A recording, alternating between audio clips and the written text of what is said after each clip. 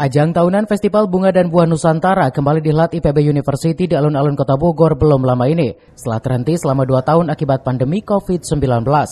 Festival ini digelar untuk mendorong animo masyarakat Indonesia, khususnya generasi muda Indonesia, mau mengkonsumsi buah Nusantara sesuai rekomendasi WHO dan FAO, yakni 150 gram per hari.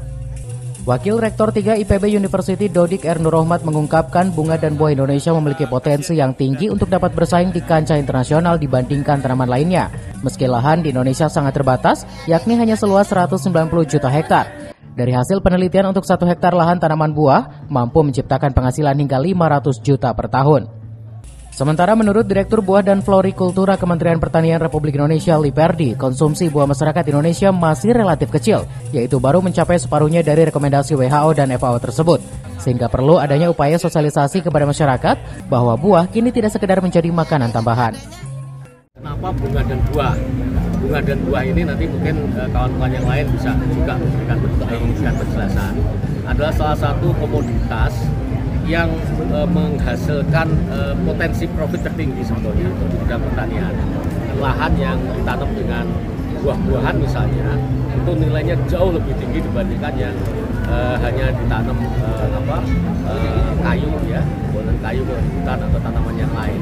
Nah ini yang menurut saya harus kita kembangkan, potensi kita di daerah tropis yang lahan kita itu sebenarnya nggak terlalu luas, Bapak Ibu sekalian. Kita tuh lahan daratan Indonesia kan cuma totalnya 190 juta hektar. Ya, jadi jumlah penduduk kita 270 juta jiwa. Itu setidaknya 1 hektar itu dapat 500 juta. Bapak-bapak bisa bayangkan kalau 500 juta satu petani punya 1 hektar anak-anak muda itu, ya. Kalau sekitar 500 juta 1 tahun berarti 1 bulan penghasilannya kan nggak kurang dari 40 juta. Ya, 10 kali lipatnya UMR. Indonesia itu sebagai negara tropis yang punya potensi pengembangan buah dan ori, tetapi data kalau kita lihat data BPS, konsumsi buah kita tuh baru separuh dari rekomendasi. FAO merekomendasikan konsumsi buah itu standar konsumsi FAO itu ada 150 gram per kapita per hari.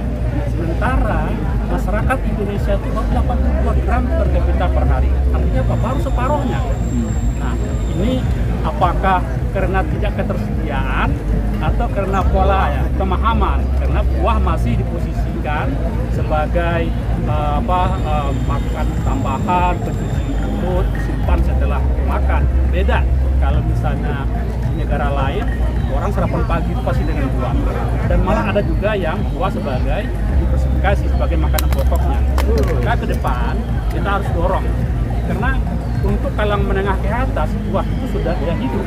Orang pengen kinclong, pengen glowing, itu konsumsinya buah. Artis, nah itu konsumsinya buah. Artinya apa? Potensi untuk peningkatan buah ini masih terbuka lebar untuk kebutuhan dalam negeri sendiri. Dodik berharap ke depan banyak terlahir petani-petani muda produktif yang mampu memanfaatkan potensi ini sebaik-baiknya, sehingga Indonesia tidak saja swasembada dalam hal buah dan bunga, namun menjadi negara pengekspor bagi negara-negara lain di dunia. Dari Kota Bogor, Herman Bons melaporkan.